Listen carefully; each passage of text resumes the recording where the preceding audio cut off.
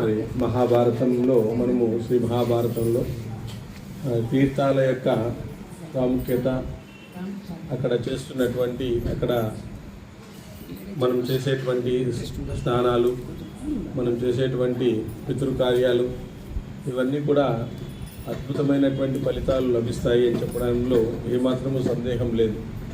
ఎందుకంటే చూడండి, అంత గొప్ప తీర్థాలు, అంత మహిమాన్వితమైనటువంటి తీర్థాలు ఉండేవని చెప్తారు.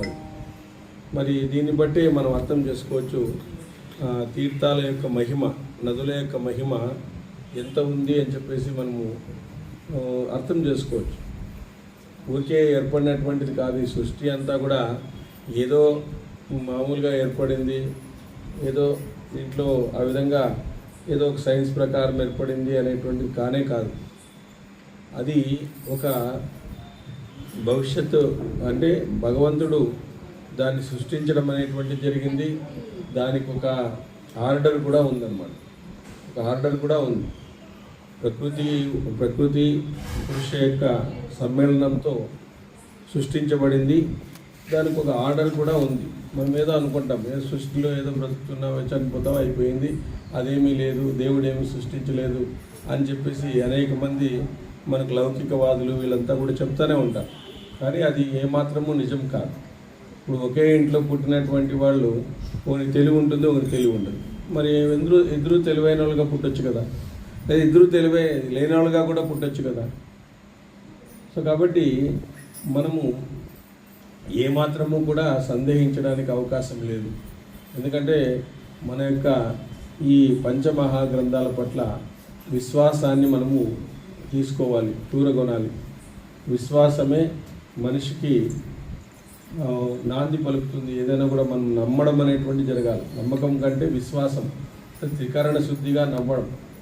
త్రికరణకు శుద్ధిగా నమ్మితే ఏదైనా కూడా మనం సాధించవచ్చు అనేది మన ఋషులు నిరూపించినారు. ఆ ఋషులు చేసినటువంటి తపస్సు, వాళ్ళు చేసినటువంటి అనేకమైనటువంటి యోగ సాధన, ఇవన్నీ కూడా భగవంతుని తెలుసుకోగలిగినటువంటి ఇది చేశాయి. ఆ తీర్థాల్లో మునగడం వలన వాళ్లకు మంచి జన్మలు కూడా లభించడం అనేటువంటి జరిగింది. బట్ ఇవన్నీ మనం కలిబొల్లి కబుర్లుగా మనం చూడకూడదు కూడా. ఈరోజు అందుకే చాలామంది ఆ విధంగా ఏదో సాంప్రదాయం ఉంది మునిగేస్తాము అనేటువంటిది కాకుండా ఇట్లాంటివి తెలుసుకొని మునగడం వల్ల ఇంకా మంచి పుణ్యం అనేటువంటిది మనలో రావడం అనేటువంటిది జరుగుతుంది. ఇంకా విశ్వాసం అనేటువంటి దాంతో మనం చేస్తే ఎంతో పుణ్యం అనేటువంటిది లభిస్తుంది. కాబట్టి ఇట్లాంటి తీర్థాలు ఇప్పుడు కాలమరుగున కలిసిపోయి ఉండొచ్చు, కానీ ద్వాపర యుగంలో అవన్నీ కూడా ఉన్నాయి. అవన్నింటిలోనూ కూడా వాళ్ళు నిత్యము స్నానం ఆచరించినారు, అక్కడ యోగ సాధన చేసినారు, పితృదేవతలకు పిండ పెట్టడం అనేటువంటి జరిగింది, వాళ్ళ యొక్క ఆశీర్వాదాన్ని తీసుకోవడం అనేటువంటి జరిగింది. మరి ఇవన్నీ ఊరికే రావడం అనేటువంటిది కాదు. కాబట్టి వాటిని మనము సద్వినియోగం చేసుకోవాలి. వాటిని వినడం కూడా ఒక పుణ్యమే అని చెప్పవచ్చు, ఒక రకంగా చెప్పాలంటే. ఎందుకంటే మంచి గొప్ప తీర్థాలు, నదుల పేర్లు ఇవన్నీ కూడా వినడం కూడా పుణ్యమే. అంటే ఈరోజు మనము చూడలేకుండా పోతున్నాము, కొన్ని కనపడుతున్నాయి అక్కడక్కడ, వాటి యొక్క అవశేషాలు ఇంకా కనపడుతున్నాయి, కానీ కొన్నింటిని మనం చూడలేకుండా పోతున్నాం. కాబట్టి వాటిని వినడం అనేటువంటి తెలుసుకోవడం వల్ల కూడా ఇలాంటి అద్భుతమైనటువంటి తీర్థాలు ఉన్నాయి.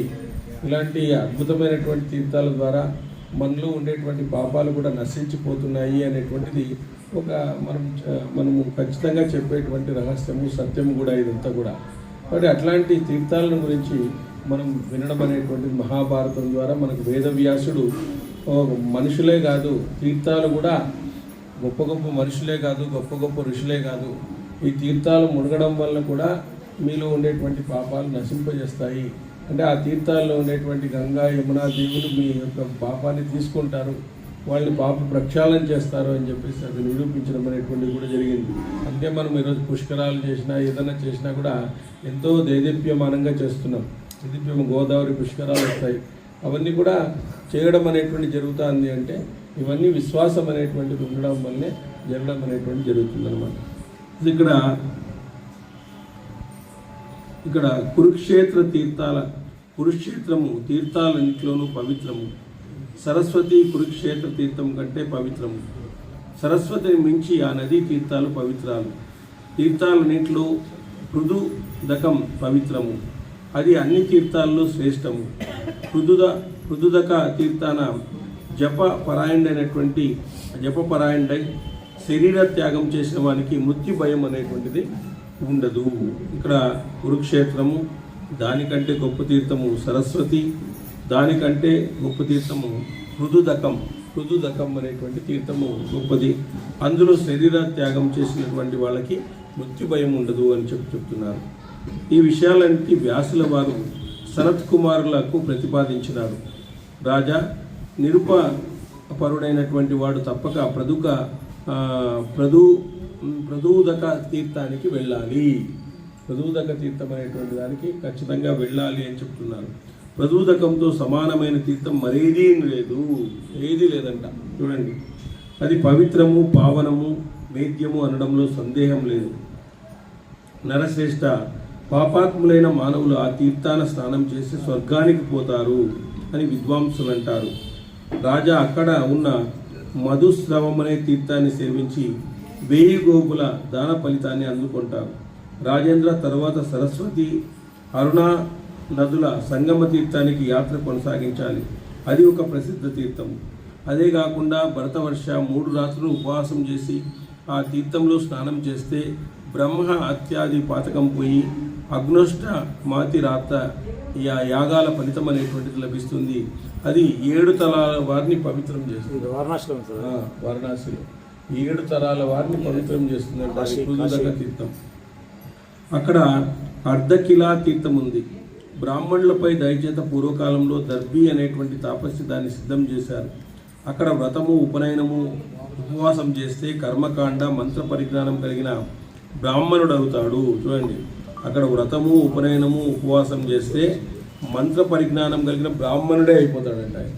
చూడండి, ఎవరైనా కూడా చూడండి, సందేహం లేదు. నరోత్తమ, క్రియా మంత్ర పరిజ్ఞానం లేకపోయినా ఆ తీర్థంలో మునిగిన ప్రతి వ్యక్తి విద్వాంసుడైతాడని ప్రాచీనుల నమ్మకం. అదేవిధంగా నరశ్రేష్ఠ, దర్భీముని అక్కడ 4 సముద్రాల పాయలు తీసుకుని వచ్చాడు. అక్కడ స్నానం చేసిన నరుడు దుర్గతి పొందడు, 4000 గోవుల దానమిచ్చినటువంటి ఫలితాన్ని పొందుతాడు. ధర్మజ్ఞ, అక్కడి నుంచి సహస్ర తీర్థాలకు యాత్ర చేయాలి. ఆ రెండింటి యందు స్నానం చేస్తే 1000 గోవుల ఫలితం లభిస్తుంది. అక్కడ చేసినటువంటి దానము, ఉపవాసము 1000 రెట్ల ఫలితాన్ని ఇవ్వగలదు. రాజేంద్ర, తర్వాత రేణుకా తీర్థానికి వెళ్ళాలి. అక్కడ స్నానం చేస్తే పితరులను, దేవతలను ఆరాధిస్తే పాపాలన్నీ పోయి అగ్నిష్ట మయాయాగ ఫలితము వశమవుతుంది. విమోచన తీర్థంలో స్నానం చేస్తే కోపాన్ని జయించి జితేంద్రుడైతాడు. కోపాన్ని కూడా జయించడానికి మనకు ఒక తీర్థం ఉంది. కోపాన్ని కూడా జయించడానికి ఒక తీర్థం పెట్టినారు. అదేవిధంగా పంచవటి తీర్థానికి వెళ్ళి మితాహారియే జితేంద్రుడై ఉన్నవాడు గొప్ప పుణ్యం సంపాదించి సత్పురుషుల లోకంలో చిరకాలం ఉంటాడు. అక్కడ వృషభ్రజుడు స్థానువు అయినటువంటి శివుడు వెలిసి ఉన్నాడు. అక్కడికి పోవుట చేతనే మానవుడు సిద్ధిని పొందుతాడు. కురుక్షేత్రంలో తైజస తీర్థము వరుణుడిది, అతని తేజంతో ప్రకాశిస్తూ ఉంటుంది. అక్కడ బ్రహ్మాది దేవతలు, తపస్సులు, ఋషులు కార్తికేయుని దేవసేనాధిపతిగా అభిషేకించినారు. తైజస్ తీర్థానికి తూర్పున కురుక్షేత్రం ఉంది. తైజస్ తీర్థంలో కార్తికేయుని దేవసేనాధిపతిగా అక్కడ ఆయన్ని అభిషేకించినారంట. ఆయన్ని నియమించేటప్పుడు దేవసేనాధిపతిగా నియమించడానికి అభిషేకించినారంట. కురుక్షేత్రంలో స్నానం ఆచరిస్తే జితేంద్రుడైనటువంటి వాడు పాపాలు పోయి బ్రహ్మలోకాన్ని చేరుతాడు. అక్కడి నుంచి స్వర్గధారానికి పోయి స్నానం చేస్తే స్వర్గానికి చేరి ఆ తర్వాత బ్రహ్మలోకం చేరుకుంటాడు. రాజా, యాత్రికుడు క్రమక్రమంగా అనడక తీర్థానికి యాత్ర సాగించాలి. అక్కడ స్నానం చేస్తే దుర్గతి పొందడు.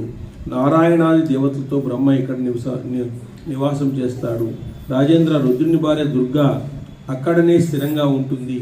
ఆ దేవిని కొలిస్తే దుర్గతి పట్టదు. దుర్గాదేవి యొక్క స్థావరం అది. అక్కడ రుద్రుని భార్య దుర్గా అక్కడే స్థిర నివాసం ఉంటుంది. మహారాజా, అది ఉమాదేవి భర్త విశ్వేశ్వరుని స్థానం. అక్కడ శివుణ్ణి పూజించి సర్వ పాపాల నుంచి విడుబడతారు. మహారాజా శత్రుధమనుడు నారాయణుడు అయినటువంటి విష్ణువును అక్కడ కొలిచిన వారికి విష్ణులోకం చేరుతాడు. అన్ని తీర్థాల్లో మునిగిన వాడు సర్వ దుఃఖాలను పోగొట్టుకుని చంద్రుని వలె వెలిగిపోతారు. రాజా ఆ ప్రదేశం నుంచి స్వస్తిపురం చేరి గోసహస్ర దానం చేసినటువంటి ఫలితము లభిస్తుంది. పావన తీర్థానికి చేరి పితృదేవతలకు తర్పణం చేస్తే అగ్నిష్టమమ ఫలం దక్కుతుంది. భరషద్వజ అక్కడ గంగా నదం అనేటువంటి ఒక నుయ్యి ఉంది. 3 కోట్ల తీర్థాలు ఆ నూతిలో ఉన్నాయంట. గంగా నదం అనేటువంటి నుయ్యి ఉందండి.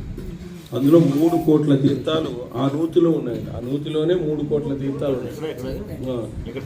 అక్కడ గంగానదం పావన తీర్థానికి చేరి పితృదేవత తర్పణం చేస్తే అగ్నిష్ట ఫలం దక్కుతుంది. అక్కడ గంగానదం అనేటువంటి తీర్థం ఉంది. అదే స్వస్తిపురం చేరి, స్వస్తిపురం దగ్గర అక్కడ ఉంటుంది. తర్వాత అందులో మునిగిన నరుడు స్వర్గానికి చేరుతాడు.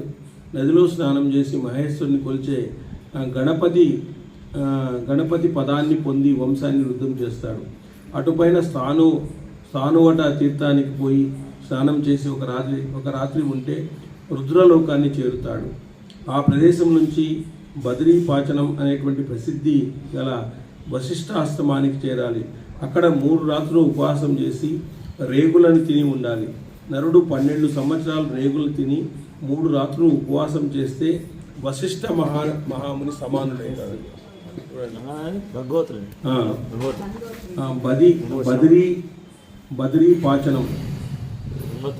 బదరీపాచనం అనేటువంటి ప్రదర్శనానికి వశిష్ఠాశ్రమానికి చేరాలి. అక్కడ 3 రాత్రులు ఉపవాసం చేసి రేగులను తిని, అంటే రేగి పళ్ళేమో, రేగులను తిని నరుడు 12 సంవత్సరాలు రేగులను తిని 3 రాత్రులు ఉపవాసం చేస్తే వశిష్ఠ మహర్షి అవుతాడు. రుద్ర మార్గానికి పోయి ఒక రాత్రి పగలు ఉపవాసం చేయాలి. అప్పుడు ఇంద్రలోకం స్థిరంగా ఉంటాడు. ఏకరాత్ర తీర్థాన్ని చేరి నియమంతో సత్యవాది అయిన ఒకరోజు ఉంటే బ్రహ్మలోకాన్ని పొందుతాడు. పిమ్మట త్రిలోక ప్రసిద్ధి గల సూర్యుని ఆశ్రమం ప్రవేశించి ఆ తీర్థంలో స్నానం చేసి సూర్యుని కొలిస్తే సూర్యలోకం చేరుతాడు. వంశాన్ని ఉద్ధరిస్తాడు. రాజా సోమతీర్థంలో మునిగితే సోమలోకాన్ని చేరడంలో సందేహం అనేటువంటిది లేదు. అదేవిధంగా ధర్మజ్ఞ అటుపైన పరమ పావనము లోక ప్రసిద్ధి అయిన దదీచ శ్రమ యాత్ర కొనసాగించాలి. ఆ క్షేత్రంలో సరస్వతీ పుత్రుడు తపోనిధి అయిన అంగీరసుడు పుట్టాడు. ఆ తీర్థ సేవనం అశ్వమేధ యాగం ఫలితం లభిస్తుంది. సరస్వతి లోకప్రాప్తిని నిశ్చందేయంగా కలిగిస్తుంది. నియమంతో బ్రహ్మచర్య పాలన సాగిస్తూ కన్యాశ్రమ తీర్థం వెళ్ళాలి. అక్కడ 3 రాత్రులు ఉపవాసించి మితహారి అయి 100 మంది దేవకాంతలు స్వర్గలోకానికి వశం చేసుకుంటారు. అదేవిధంగా ధర్మజ్ఞ తర్వాత సన్నిహతి తీర్థానికి సాగించాలి. ఆ తీర్థానికి బ్రహ్మాది దేవతలు, ఋషులు, తపోధనులు నెలనెలా వచ్చి పుణ్యాన్ని ప్రోగు చేసుకుంటారు. అంటే మనకు చాలా కథల్లో కూడా ఉన్నాయి. యజ్ఞం చేయాలంటే, మన ఇట్లాంటి తీర్థాల్లో మునగాలంటే దేవతలు కూడా ఇక్కడికే రావాల్సిందే. యజ్ఞం చేయాలంటే కూడా ఇక్కడికే రావాల్సిందే. వాళ్ళకి ఎక్కడ కూడా అక్కడ దేవలోకంలో యజ్ఞాలు చేసేదానికి అవకాశం ఉండదు. మళ్ళీ వాళ్ళు ఈ యజ్ఞాలకు, కర్మలు ఇవన్నీ కూడా చేయాలంటే మళ్ళీ భూలోకంలోనే పుట్టాల్సిందే. భూలోకంలో పుట్టుకోకపోతే వాళ్ళకి పుట్టగతులు లేవు. ఎందుకంటే వాళ్ళకు ఆ యొక్క దేవత జీవితకాలం అయిపోయిన తర్వాత వాళ్ళు ఎక్కడో ఒకటి పుట్టడానికి అవకాశం అనేటువంటిది ఉంది. అంటే ఆ విధంగా పుట్టి వాళ్ళు మళ్ళీ పుణ్యం చేసుకుని మళ్ళీ వెళ్ళిపోతారు. అంటే ఇదంతా కూడా సర్కిల్, సృష్టి చక్రం అనేటువంటిది తిరుగుతూనే ఉంటుంది. ఆ సృష్టి చక్రంలో మనం తిరుగుతూనే ఉంటాం. అన్ని జీవులు ఆ విధంగా కొట్టుమిట్టాడుతుంటాయి. కర్మల్లో కొట్టుమిట్టాడటము. ఎవరైతే భగవంతుని తెలుసుకుంటారో వాళ్ళు ఆ సృష్టి చక్రం నుంచి విడుపడతారు.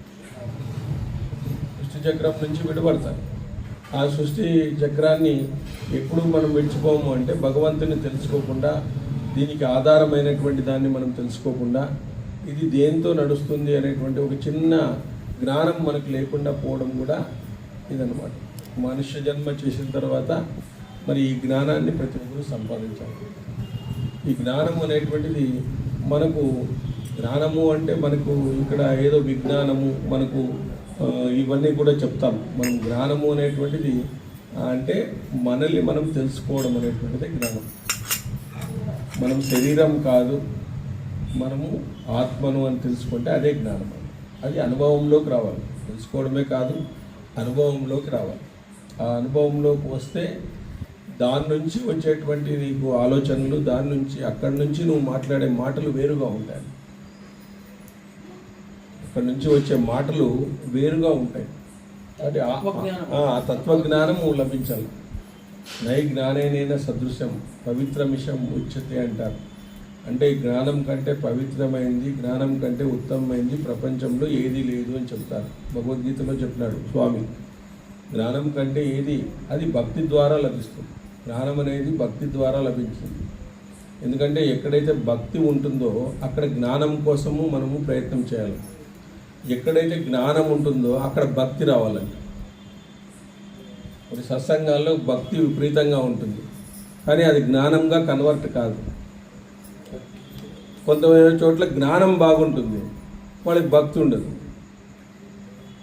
జ్ఞానం బాగున్నప్పుడు ఏమవుతుంది, వాళ్ళు ఇంకో రకంగా ఆ జ్ఞానాన్ని పెంచుకుంటూ పోతే అది అహంకారానికి కూడా దారితీస్తుంది. ఆ జ్ఞానము నిన్ను నువ్వు తెలుసుకునేకి ఉపయోగపడాలి. అప్పుడు భక్తి అనేటువంటిది రావాలి. ఆ భక్తి అనేటువంటిది వస్తే ఆ భక్తుడు అనేటువంటి వాడు తెలుసుకోగలుగుతాడు. అందువల్లనే భక్తి అనేటువంటిది మనకి జ్ఞానం వైపు తీసుకుపోవాలి, మూఢభక్తి కాకూడదు. భక్తి అనేటువంటిది ఎట్లయిపోయింది ఈరోజు అంటే, ఏదో ఆ పండుగ వచ్చిన రోజు ఏదో ఒకటి హడావుడి చేసేసాము, వెళ్ళిపోతాం అంతే. మళ్ళీ పండుగ వచ్చే వరకు కూర్చుంటాం, దాన్ని ఇంప్రూవ్ చేసుకోము. భక్తి అనేటువంటిది ఏమిటంటే భగవంతుడు చూపించినటువంటి మార్గానికి వెళ్ళాలి. ఆ భగవంతుడు ఎవరు? మనకు శంకరాచార్యులు, వివేకానందులు, వీళ్ళు రమణ మహర్షి, వీళ్ళంతా చూపించినారు భగవంతుడే రావాల్సిన పని లేదు. అక్కడ భగవంతుడు కలియుగంలో రావాల్సిన పని లేదు, ఆయన చూపించినాడు. ఆ మార్గాన్ని అనేక గురువుల ద్వారా, ఇవన్నీ గురువుల ద్వారా చూపించినాడు. ఆ గురువుల ద్వారా చూపించినటువంటి మార్గాన్ని మనం పట్టుకోలేకుండా పోతున్నాం. మనకు అన్నిటికీ చూపించినాడు ఆయన. సన్యాస మార్గం అయితే ఇట్లు పోండి, మామూలు మన యొక్క ఇదైతే ఇట్లా పోండి, బ్రహ్మచార్యం అయితే ఇట్లా పోండి, సంసారాలు అయితే ఇట్లా పోండి అని అన్ని రకాలుగా చెప్పినారు. మనమే కన్ఫ్యూజ్ అవుతున్నాము. క్లియర్గా ఉంది, నాలెడ్జ్ క్లియర్గా ఉంది, జ్ఞానం అనేది క్లియర్గా ఉంది. మనం దాన్ని అర్థం చేసుకోవడంలో, దాన్ని ఆచరించడంలో మనం వెనకబడి ఉన్నాం. అది మన యొక్క తప్పు. ఎందుకంటే మాయ కమ్మేస్తుంది మనల్ని. ఆ మాయ అనేటువంటిది విసురుతుంది. అమ్మవారు ఎట్లంటే మాయను నువ్వు భగవంతుని గురించి ఆత్మవైపు పోయినావంటే ఆమె వదులుదు, నిన్ను మాయలోకి పడేస్తుంది. పడేస్తుంది నిన్ను. ఎందుకంటే అంత తొందరగా నీకు దొరకదు, అది అంత తొందరగా దొరకదు నీకు. ఆ మాయలోకి పడి వెనక్కి లాగుతూ ఉంటుంది. నువ్వు దాన్ని ప్రయత్నం చేయాల, ఆ ప్రయత్నం నువ్వు ముందుకు కొనసాగించాల. ఆ ప్రయత్నాన్ని కొనసాగించి రజోగుణం నుంచి తమోగుణం నుంచి సత్వగుణానికి, సత్వగుణం నుంచి రజోగుణం నుంచి తమోగుణం నుంచి రజోగుణానికి, రజోగుణం నుంచి సత్వగుణానికి నువ్వు మారడానికి ప్రయత్నించాలా. సత్వం నుంచి శుద్ధ సత్వంలోకి వెళ్ళిపోవాలి. ఆడే ఉండకూడదు. ఇంకా నేను మంచోడిని అనేటువంటిది కాదు. అది కూడా అది శుద్ధ సత్వం అంటారు దాన్ని. నేను మంచోడిని, నేను ఎవరికి అపకారం చేయను, అవన్నీ అవసరం లేదు. నువ్వు మంచోడు అని అందరికీ తెలుసు, చెప్పాల్సిన పని లేదు కదా.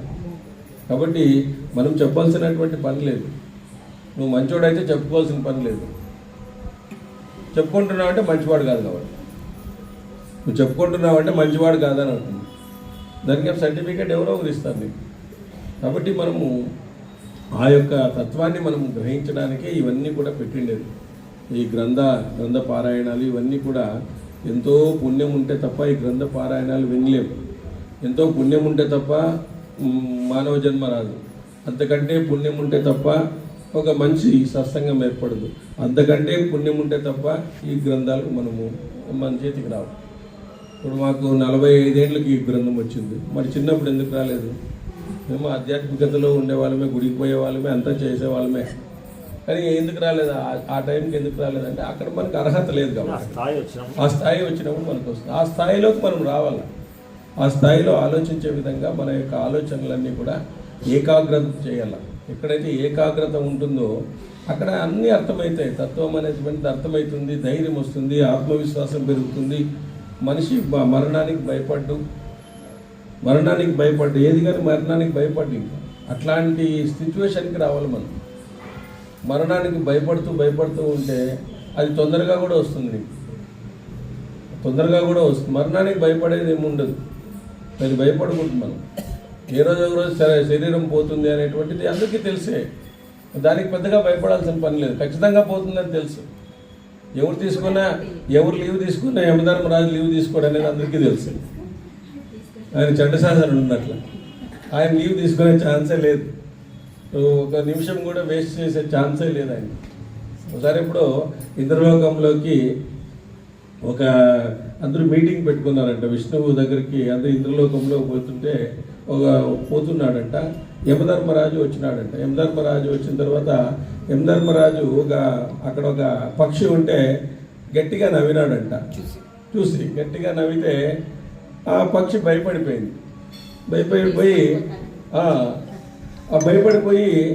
ఆయన వెళ్ళిపోయినాడు. మళ్ళీ ఎందుకు నవ్వినావు, ఏమైనా తీసుకుపోతాడైనా, నవ్వేసిపోయినాడు కదా, నాకేదో మూడినట్లుంది అని చెప్పేసి ఆ పక్షిపై గరుడంతో చెప్పిపోయిందంట. చాలా కొన్ని వేల కిలోమీటర్ల దూరంలో నన్ను ఎక్కడన్నా ఒక చోట తీసుకుని పోయి నీకు పెడతాను, అందుకు నవ్వినాడు ఏమని చెప్పేసి అడిగిపోయిందంట. అప్పుడు ఎందుకు నవ్వినాడంటే యమధర్మరాజు ఇక్కడ ఉండేటువంటి ఈ చిన్న పక్షికి అంత మరణం ఎట్లొస్తుంది, ఈడే ఉంది కదా అది, అంత దూరంలో మరణం ఎట్లొస్తుంది, అక్కడ పాము కాడ గురి అవుతుంది, ఇక్కడ పాములు కూడా లేవు కదా ఏవి, ఎట్లా వస్తుంది అని నవ్వినాడంట ఆయన. కాబట్టి ఆ విధంగా గ్రాచారం ఆ విధంగా ఉంటే అది అక్కడ పోయి పాము కాటేసుకొని చనిపోయింది. మనం ఇక్కడి నుంచి బాగా పోయి కాశీలో చచ్చిపోతాం చూడు, అట్లయిపోయింది అనమాట. అట్లా మనము ఎక్కడున్నప్పటికీ కూడా మరణం అనేది తప్పదు అనేటువంటిది మనం తెలుసుకోవాల్సిందే. దాని గురించి పెద్దగా ఆలోచించకూడదు కూడా. దాని గురించి మనం పెద్దగా ఆలోచించకుండా మనం ఏం చేయాలనేటువంటి చేస్తూ ఉండాల. అంటే భగవాన్ నామస్మరణ చేస్తూ ఉండాల. ముసలి వాళ్ళు ఉంటారు, అయ్యో ఏ బాగాలేదు అవి మాట్లాడే బదులు భగవాన్ నామస్మరణ చేయి. భగవాన్ నామస్మరణ చేస్తే నీకు కొంత ఆరోగ్యము వృద్ధి అవుతుంది. ఎందుకంటే ఆరోగ్యం వృద్ధి కావాలంటే భగవాన్ నామస్మరణ చేయాలి. ఆ భగవాన్ నామస్మరణే ఆరోగ్యాన్ని వృద్ధి చేస్తుంది. ఎటువంటి కాయిలాలనే మేలైపోతాయి. ఆ విధంగా ఉంటుంది. కాబట్టి భగవాన్ నామస్మరణ చేసి రిఫ్రెష్ అవుతుంది. బ్లడ్ సర్క్యులేషన్ ఉంటుంది బాగా. మనం ఏదైనా మంత్రాలు అవన్నీ కూడా వింటూ ఉంటే అవన్నీ కూడా బ్లడ్ సర్క్యులేషన్ అయ్యి మనకు ఆరోగ్యం వస్తుంది. అందుకే సాయంత్రం పూట్ల మన ఇండియాలో, మన హిందూ దేశంలో అంతా కూడా సాయంత్రం పూట్ల ప్రతి గుడిలో కూడా ఇట్లా ఆధ్యాత్మిక ప్రవచనాలు ఆధ్యాత్మికంగా ఉండేది, ఎప్పుడు కూడా ఉండేది. అందుకే వాళ్ళు పెద్ద పెద్ద గుడులు కట్టించినారు. శ్రీరంగం చూడుకోండి, 2 ఎకరాలు 3 ఎకరాలు ఉంటుంది. అది 40 ఎకరాలు అంట గుడే 2 ఎకరాలు ఉంటుంది. దాని పక్క 40 ఎకరాల గుడిని వాళ్ళు కట్టించినారంటే లెక్కేసుకున్నారు. ఇక్కడంతా పోతే ఎంత పెద్ద గుడులు కట్టించినారు. మరి వాళ్ళ ఫ్యాక్టరీలు పెట్టించలేదు. మనిషికి మనశ్శాంతి కావాలని చెప్పేసి ఎవరైతే మనశ్శాంతిగా ఉంటారో, ఎవరైతే సంతృప్తిగా ఉంటారో వాళ్ళు జ్ఞానాన్ని సంపాదించుకోగలుగుతారు అని చెప్పేసి పూర్వకాలంలో సాయంత్రం పూట్లంతా కూడా భజనలు ఇవన్నీ కూడా చేయించేటువంటి వాడు. అంటే ఆ భజనలు అవన్నీ చేయడం వల్ల ప్రజలు ధర్మాత్ములుగా మారుతారు, ప్రజలు ధర్మాత్ములు అవుతారు. ఎప్పుడైతే ధర్మాత్ములుగా మారుతారో భగవంతుడు ఉంటారు, భగవంతుడు హెల్ప్ చేస్తాడు. ధర్మాత్ములకు అందరికీ భగవంతుడు అండగా ఉంటాడు. నువ్వు ఎన్ని కోట్ల రూపాయలు అధర్మంగా సంపాదించినా ఈ పక్క ధర్మము అనేటువంటిది ఒకటి ఉంటే ఇవన్నీ ఏమిటికి పనికిరావు. మరి కౌరవులు ఎన్నో దానాలు చేసినారు. కర్ణుడు చూడండి ఎన్ని దానాలు చేసినాడు. ఆయన దాన కర్ణుడే అని పెట్టుకున్నాడు. దాన కర్ణుడే అని తెచ్చుకున్నాడు. కానీ ఆయన మరణాన్ని ఆపలేకుండా పోయినాడు. అదే అర్జునుడు వాళ్ళంతా కూడా దానాలు చేసిన తర్వాత ధర్మం వైపే నిలిచినారు. వాళ్ళు ఆ ధర్మం వైపు నిలవడం వల్ల కురుక్షేత్రంలో ఆ విధంగా వాళ్ళకి విజయం అనేటువంటిది లభించింది. కాబట్టి మనము ధర్మ మార్గంలో ఉండడానికే అవన్నీ కూడా పూర్వకాలంలో చర్చలు జరిగాయి. అవన్నీ కూడా రాజులు పెద్దవాళ్ళే యోచించేటువంటి వాళ్ళు, వీళ్ళు ధర్మ మార్గంలో పెట్టాలా. ఎందుకంటే ధర్మ మార్గంలో పెట్టడం వల్ల ఓరుకోరు మోసం చేసుకోరు. మోసం చేసుకోకుండా పోవడం వల్ల కొట్లాట్లు ఉండవు, రాజ్యం సుభిక్షంగా ఉంటుంది. వానలు పడతాయి. ధర్మం ఉంటే వానలు పడతాయి. ధర్మం ఉంటే అన్నీ జరుగుతాయని చెప్పేసి అప్పుడు కాలంలో వాళ్ళు దీర్ఘంగా ఆలోచించినారు. కాబట్టి ఆ రోజు వానలు పడేవి, రాజులు కూడా ఆ విధంగా అన్ని కార్యక్రమాల్లోనూ ఇట్లాంటి ఆధ్యాత్మికమైనటువంటి వాటిని ఎంకరేజ్ చేసేటువంటి వాళ్ళు. అందువల్ల ఆ కాలం అంతా కూడా రామరాజ్యము ఆ కాలం అంతా కూడా ఎంతో బాగా గడిచిపోయినాయి. ఈరోజు కూడా అవి ఎగ్జాంపుల్గా నిలిచినాయి. కానీ ఈరోజు ఏమైపోతుంది, భక్తి అంటే మూఢభక్తి అయిపోయింది. భక్తి అంటే ఏమైంది, మూఢభక్తి అయిపోయింది, విపరీతమైన మూఢభక్తి. కాబట్టి ఆ మూఢభక్తి నుంచి బయటికి రావాలా, మూఢుడు కాకూడదు. భక్తి అంటే మనకు షోడశోపచారాలు అన్నీ చేయాల్సిందే. దాంతోపాటు ఆ జ్ఞానం అనేటువంటిది మనకు రావాలా. ఆ జ్ఞానము వచ్చేటువంటి వరకు ఎవరికి వస్తుంది అది జ్ఞానం మనకు ఎందుకు రావడం లేదు? ఎన్నో చదివినప్పటికీ కూడా జ్ఞానం రావడం లేదు కొంతమందికి. ఎందుకు లేదంటే వాడు ధర్మంగా లేడు కాబట్టి. ధర్మంగా ఉండేవాడికి జ్ఞానం వస్తుంది, అది క్వాలిఫికేషన్. ధర్మంగా ఎవరైతే ఉంటారో వాడి జ్ఞానం లభిస్తుంది. ఎందుకంటే అధర్మంగా ఉంటాడు అనుకో, వాడి మైండ్ ఖాళీ ఉండదు, వాడు ఆలోచించే జ్ఞానం ఉండదు. వాడు 24 గంటలు ఇతరులని పీడిస్తామా, వాడిని పీడిస్తామా, వీడిని పీడిస్తామా అనుకుంటాడే కానీ వాడు జ్ఞానం వైపు రాడు. ధర్మంగా ఉన్నాడు అనుకోండి, వాడు శాంతంగా ఉంటాడు, ప్రశాంతంగా ఉంటాడు, వాడికి ఖచ్చితంగా జ్ఞానం లభిస్తుంది, మనకి ఎన్నో ఆలోచనలు వస్తాయి. కాబట్టి ధర్మ మార్గంలో ఉండాలని చెప్పేసి అక్కడ చెప్పడం అనేటువంటి జరుగుతుంది. ఆ తర్వాత స్నానం వట తీర్థానికి వెళ్ళి స్నానం చేసి ఒక రాత్రి ఉంటే రుద్రలోకాన్ని చేరుతాడు. ఆ ప్రదేశం నుంచి ఏకరాత్ర తీర్థాన్ని చేరి నియమంతో సత్యవాది అయితే బ్రహ్మలోకాన్ని చేరుతారు. పిమ్మట త్రిలోక ప్రసిద్ధి గల సూర్యుని ఆశ్రమం వస్తుంది. సోమతీర్థంలో మునిగితే సోమలోకాన్ని చేరుతారు. ధర్మజ్ఞ అటుపైన పరమ పావనము లోక ప్రసిద్ధమైనటువంటి దధీచశ్రమ యాత్ర కొనసాగించాలి. ఈ క్షేత్రంలో వాళ్ళందరూ కూడా ఉన్నారు. అంగీరసుడు సరస్వతి తపోనిధి అయినటువంటి అంగీరసుడు పుట్టాడు. ఈ తీర్థంలో సేవనం అశ్వమేధ ఫలితం లభిస్తుంది. అదేవిధంగా నియమంతో బ్రహ్మచర్య పాలన సాగిస్తూ కన్యాశ్రమ తీర్థంకి వెళ్ళాలి. అక్కడ 3 రాత్రులు ఉపశమించి మితాహారి అయితే 100 మంది దేవకాంతలను స్వర్గలోకంలో వశం చేసుకుంటారండి. దేవకాంతాలను వశం చేసుకుంటారండి. చూడండి అక్కడ, చూడండి అక్కడ 3 రాత్రులు ఉండాలన్నా. ఈ తీర్థానికి బ్రహ్మాది దేవతలు ఋషులు తపోవన్ని నెలలా వచ్చిపోతుంటారు. సూర్యగ్రహణం రోజున ఇప్పుడు జగదేక వీరుని కథలో గాయం అక్కడి నుంచి వస్తుంది కదా, వాళ్ళని మోయిస్తుంది కదా, అది అట్లే ఇవన్నీ అట్లా పెట్టిండేది. నాగలోకం నుంచి వస్తుంది కదా, అక్కడ వాళ్ళందరినీ వశం చేసుకుంటాడు ఆయన. జగదేక వీరుడు అతిలోక సుందర లేదు, మరి జగదేక వీరుని కథ చిరంజీవి వీళ్ళంతా చదివే అట్లాంటివన్నీ పెట్టేది. అవి ఎగ్జాంపుల్గా చెప్పినారు. అతనికి 32 కన్యలు చేసుకుంటారు ఆయన వచ్చి. జగదేక వీరుని కథలో అన్ని లోకాలని జయిస్తాడు ఆయన. జగదేక వీరుని చాలా బాగుంది, అది వరల్డ్ ఫేమస్ రికార్డ్. యాక్చువల్గా రష్యాలోనే 1000 రోజులు ఆడిందంట. రష్యా అమెరికాలో కూడా ఆడిందంట జగదేక వీరుని కథ.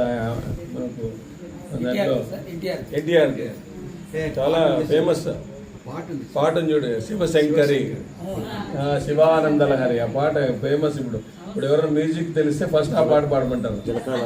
నీకు సంగీతం వచ్చింది అంటే ఆ పాట పాడాలి నువ్వు. ఆ పాట పాడినావంటే నీకు సంగీతం వచ్చినట్టు. చాలా కష్టమైన పాట అది. ఆ పాట నువ్వు పాడినావంటే నీకు ఆ సంగీతం తెలుసు అని అర్థం. దానికి ఇప్పుడు ఉండే పాటలు ఎవరన్నా పాడతారు. శివశంకరి అని చెప్పేసి 10 నిమిషాలు ఉంది పాట, 7-8 నిమిషాలు ఉంటుంది.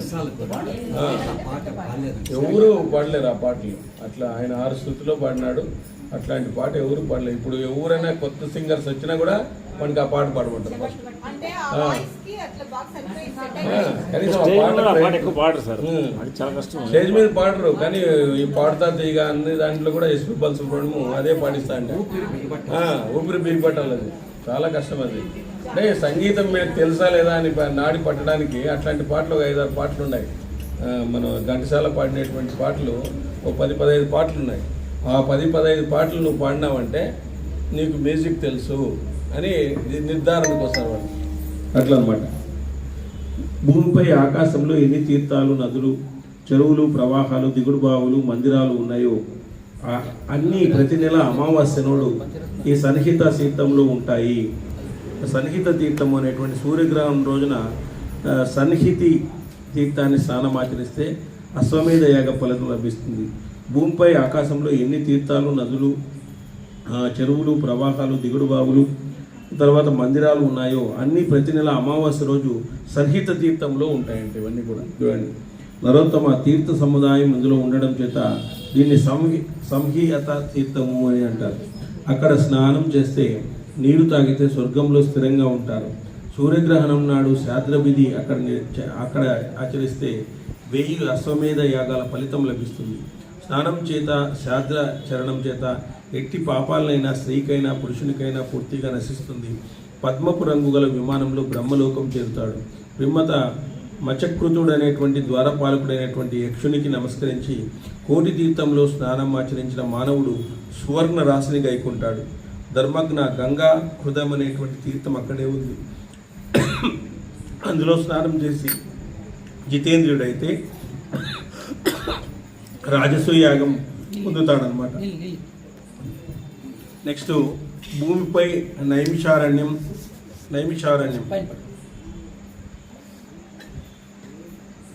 భూమిపై నైమిషము, ఆకాశంలో పుష్కరం ఉన్నాయి. 3 లోకాల తీర్థాల్లోనూ కురుక్షేత్రం గొప్పది. కురుక్షేత్రం నుంచి వాయువుచే ఎగరగొట్టబడిన ధూళి చెడ్డవారిని కూడా ఉత్తమ గతికి చేరుస్తుంది. చక్రతీర్థము నైమిషారణ్యంలో చక్రతీర్థము అదే మేము పోయింటాం అప్పుడు మా రూమ్ ఎదురుగా ఉండేది అది. నెక్స్ట్ ఎగరగొట్టబడిన ధూళి చేత చెడ్డవాడిని కూడా ఉత్తమ గతిని. సరస్వతి నదికి దక్షిణంగా, దుషధ్వజ నది ఉత్తరంగా ఉన్న కురుక్షేత్రంలో నివసించేవారు స్వర్గంలో నివసించినట్లే.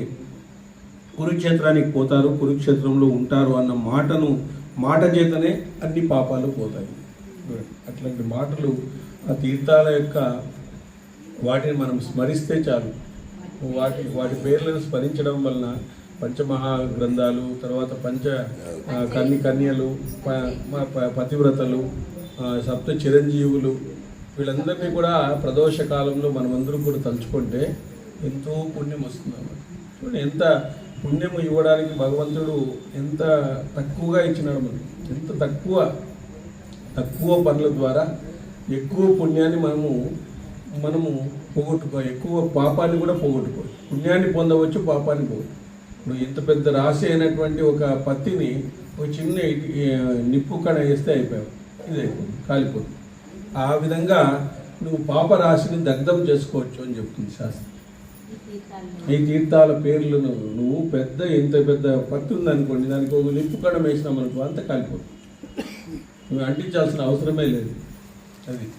అదేవిధంగా పెద్ద పాపరాశిని ఇట్లా చిన్న వాటిని అనుసరించడం ద్వారా చిన్న వాటిని మనము ఒక సిస్టమేటిక్గా చేయాలి. భక్తి అనేది ఒక సిస్టమేటిక్గా చేసుకుంటూ వస్తే మనం ఎంతో పుణ్యరాశిని పొంది పాపరాశిని భస్మం చేసుకోవచ్చు అని చెప్పి శాస్త్రాలు మనకు చెప్తున్నాయి. సో కాబట్టి మనము చేయాల్సినటువంటి కర్తవ్యము ఖచ్చితంగా చేయాలి. మానవుడిగా పుట్టిన తర్వాత కలియుగంలో ఈరోజు భగవన్నామస్మరణ లేకనే, భక్తి లేకనే ఈరోజు కుటుంబాలు అల్లాడిపోతున్నాయి. చాలామంది ఏం చేయాలో దిక్కు తోచడం లేదు. వాళ్ళకి ముసలి వాళ్ళుగా ఉంటారు, లేదా భగవన్నామం చేసుకోవచ్చు వాళ్ళు, కానీ అలవాటు లేదు. ఏం చేస్తాం, ఎవరికి అలవాటు లేదు. ఇట్లాంటి సత్సంగాలకు వస్తే కదా కనీసం అలవాటు అయ్యేది. ఇలాంటి వాటిని వింటే కదా అలవాటు అయ్యేది. ఈరోజు వాళ్ళు ఏమనుకుంటున్నారంటే ఏదో మమ్మల్ని ఇంకా డాక్టర్ బతికిస్తాడు, ఇంకా మమ్మల్ని ఏదో జరుగుతుంది, ఏదో అద్భుతాలు జరుగుతాయి అంటున్నాయి. అద్భుతాలు ఏం జరగవు. పంచభూతాలు రెడీగా ఉన్నాయి పీక్కోపోయేదానికి. అద్భుతాలు అంటే ఏం జరగవు. కాబట్టి ఆ సీరియల్లో ఆ గణేష్ సీరియల్ చూడుకోకుండా పోయి హాయిగా ఆనందంగా ఇక్కడ వచ్చి కూర్చొని ఎంతో బాగా వినొచ్చు కదా. మేము వచ్చి ఇక్కడ 2-3 ఏళ్ళు అవుతుంది, మీరు మాత్రమే వస్తున్నారు. ఈ కాలనీలో కొంతమంది రానే రారు, కొద్ది పెరుగుతున్నారు. కానీ వచ్చి వినడం ఒక అర్ధగంట ఏమంత ఇది ప్రపంచంలో మనకేం అంత బిజీగా ఉన్నాం మనం చెప్పండి. ఏమంత బిజీగా ఉన్నాం చెప్పండి. 1 గంటకు కూడా మనం కేటాయించలేదు అంటే మనకి జన్మ ఏంటికి ఇచ్చిండేది భగవంతుడు చెప్పండి. మనకు పెద్దగా ఏంటికి ఇచ్చినారు చెప్పండి. కురుక్షేత్రం జరుగుతున్నప్పుడు వ్యాస భగవానుడు పోతూ ఉంటే అప్పుడు ఒక పురుగు పారిపోతుందంట. పురుగు పారిపోతా ఉంటే ఆయన దానికి మాటలు ఇచ్చి అడిగినాడు, ఏమంత పారిపోతున్నావు అంటే, మాకు సంసారం ఉంది, మాకు బిడ్డలు ఉన్నారు, మేము సంసారాలు చేసుకోవాలా, ఆయన అవన్నీ చేసుకోవాలి కదా, అందుకని పోతా అన్నాము అని. అప్పుడు వ్యాస మహర్షి అన్నాడంట, ఈ సంసారాలు ఇవన్నీ చేసుకోవాలంటే మనుషులుగా పుట్టాల్సిన అవసరం లేదు, దానులుగా పుట్టినా సరిపోతుంది. అంతే కదా, దానికి మనకి పెద్దగా తేడా ఏం లేదు కదా. దానికి మన జ్ఞానం ఒకటి తప్ప మిగతావన్నీ అవి చేసేవే మన పనులు మనం చేస్తున్నాం. కాబట్టి అన్నీ మనం చేస్తున్నాం. అవి బిడ్డలు కంటాయి, మనం కంటాం. వాటికి భయం ఉంది, మనకు భయం ఉంది, అన్నిటికీ ఉన్నాయి కదా. అప్పుడు ఆయన ఒక స్టేట్మెంట్ ఇచ్చినాడు, మరి ఇవన్నీ పొందాలంటే మనం మనిషిగా పుట్టాల్సిన అవసరం లేదు, మామూలుగా దానిగా పుట్టినా కూడా సరిపోతుంది. అదే చెప్తాను కదా, మాకు సంసారాలు ఉన్నాయి, అవన్నీ పోవాలి, మాకు పెండింగ్లు ఉన్నాయి, పేరెంటాలు ఉన్నాయి, రిసెప్షన్లు ఒకటి లేవు, అంతేగాని అన్నీ ఉన్నాయి మాకు అని చెప్పేసి అది చెప్పేసి పోయిందంట. అప్పుడు ఆయన స్టేట్మెంట్ ఇచ్చినాడు, ఇవన్నీ కావాలంటే దానిగా పుట్టచ్చు కదా. సంసార భయ మైథునం నిద్ర, సంసార భయ మైథునం నిద్ర, ఇవన్నీ మనకి ఉన్నట్లే, వాటికి ఉన్నట్లే మనకి ఉన్నాయి. తర్వాత ఎక్స్ట్రా ఏముంది నీకు? ఏం లేదు. అప్పుడు నువ్వు మనిషిగా ఎందుకు పుట్టాలి ఇంకా ఊరికే? అందుకే భగవంతుడు దీనికే పరిమితమైనవాడు, నువ్వు మనిషిగా వద్దు, ఇంకా వెనక్కి వెళ్ళిపో, బ్యాక్ టు పెవిలియన్, వెనక్కి వెళ్ళిపో. ఇంకా ఆహార భయం నిద్ర మైథునం 4 ఉన్నాయి. రాశాడు సార్, మనిషి పుట్టినవాడు యోగిగా మారాలి కదా, లేదంటే వేస్ట్ కదా. ఇంక నువ్వు మారకుండా పోతే ఇంత అవకాశం నీకుండి, ఇంత ఇది ఉంది, ఇంత గట్టిగా మైక్లో కూడా చెప్పిస్తాను, అంత మైక్లో కూడా చెబుతాను. బట్ ఈ కొద్దిగన్నా మనం మారకుండా పోతే మనల్ని మనం కంట్రోల్ చేసుకునే ఇది ఉండదు, మనకు వచ్చే బాధల్ని మనం అర్థం చేసుకునే విధంగా ఉండదు, మనకు వచ్చే వాటిని తట్టుకునే శక్తి కూడా ఉండదు. భగవన్నామస్మరణ చేసేవాళ్ళు తట్టుకోగలుగుతారు, వాళ్ళు ఖచ్చితంగా తట్టుకోగలుగుతారు. భగవన్నామస్మరణ వినేవాళ్ళు, చేసేటువంటి వాళ్ళు, ఇట్లాంటి పంచమహాగ్రంథాలు వినేవాళ్ళు, వాళ్ళు ఖచ్చితంగా తట్టుకోగలుగుతారు. ఏ ఉపద్రవం వచ్చినా కూడా ఖచ్చితంగా తట్టుకోగలుగుతారు. అది 100కి 100% మేము ఆచరించడం కూడా. మాకు కూడా కొన్ని సంఘటనలు జరిగినప్పుడు మేము దాన్ని తట్టుకోగలిగినాం. అంటే అట్లా తట్టుకునేటువంటి శక్తి భగవంతుడు ఇస్తాడు. ఇట్లాంటి గ్రంథాల ద్వారా ఆ శక్తి మనలో ప్రవేశిస్తుంది. వాళ్ళు ఎంతో భక్తితో రాసినటువంటిది, ఎంతో దూరదృష్టితో రాసినటువంటిది. ఇట్లాంటి గ్రంథాలు ఊరికే రాయలేదు వాళ్ళు. గణపతి రాసిండేది ఆయన, ఊరికే ప్రణవనాదానికి సృష్టికర్త ఆయన. ఓం అనేటువంటి నాదానికే సృష్టికర్త ఆయన. ప్రణవనాదానికి సృష్టికర్త అయినటువంటి గణపతి, సకల నారాయణుడి యొక్క స్వరూపమైనటువంటి వ్యాసుడు రాసినటువంటి గ్రంథాలు ఈరోజు మనం చదవలేదు అంటే ఇంకేం చదవాలనుకుంటున్నాం చెప్పండి? ఇంకేం చదవడానికి పుట్టినాం మనం అసలుకి? మరి ముక్తి విద్యలు చదువుకుంటున్నాం, అవి అట్లే నడుస్తాయి. ముక్తి విద్యలు ఎన్నిటికీ ముక్తికి సోపానం కావు అని చెప్పేసి మనం ఇక్కడ చెప్పుకోవచ్చు.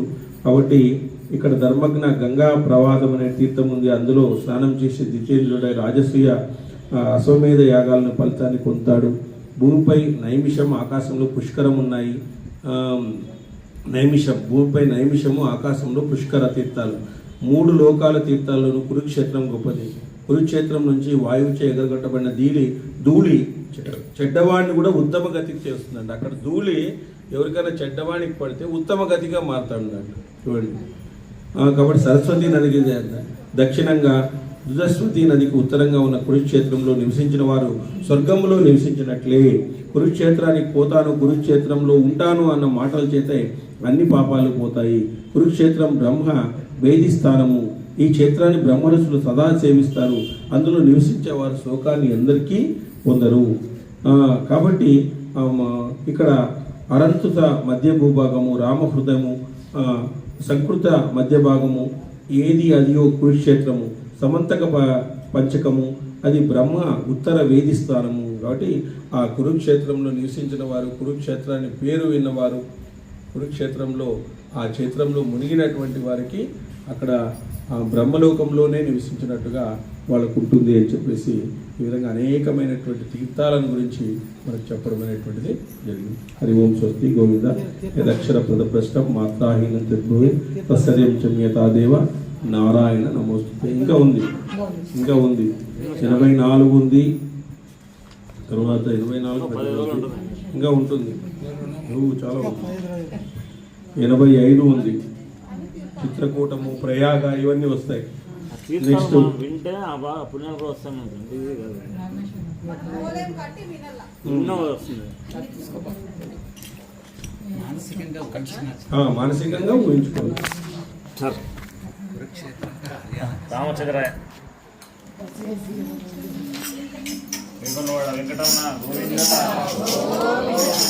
రామచంద్రాయ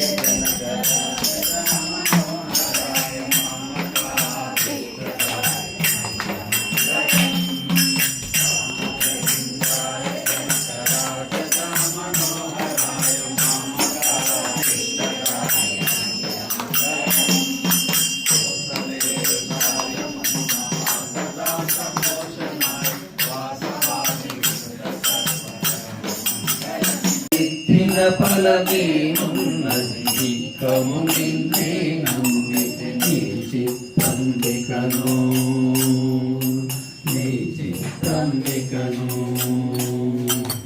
ఎక్కడి మానుష జన్మం ఎత్తిన ఫలమేమున్నది విక్రము నిన్నే నమ్మితి నీ చిత్తంబికను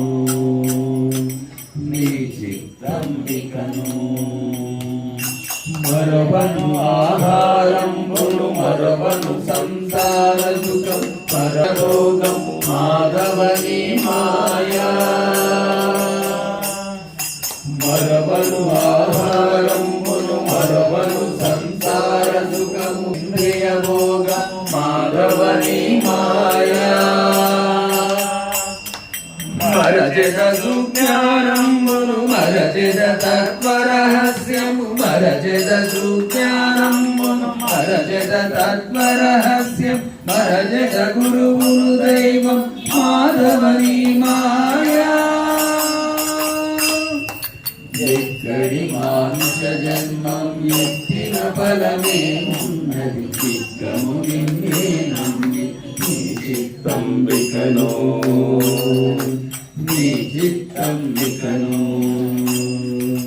విడువను పాపము పుణ్యము విడువను నాదుర్గుణముల్ విడువను మిక్కిలి ఆశలు కృష్ణుడని మాయా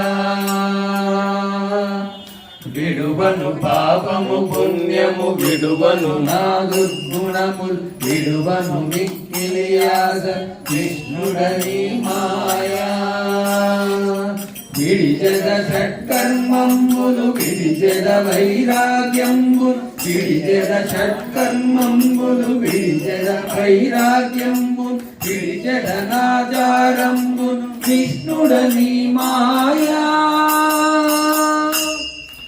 ఎక్కడి మానుష జన్మం ఎమున్నది నిక్కము నిన్నే నమ్మితి నీ చిత్తంబికను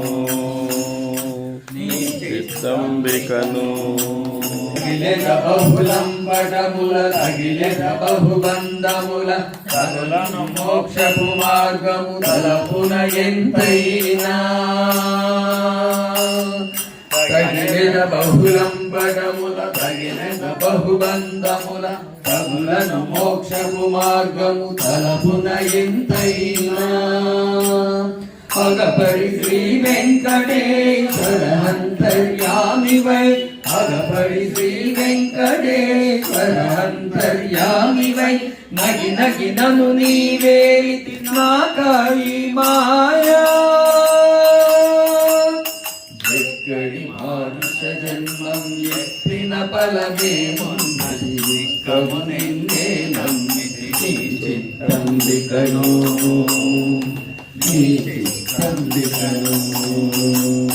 ఎక్కడి మానుష జన్మం ఎత్తిన ఫలమేమున్నది విక్కము నిన్నే నమ్మితి నీ చిత్తంబికను నీ చిత్తంబికను హరి శ్రీ గోవింద గురు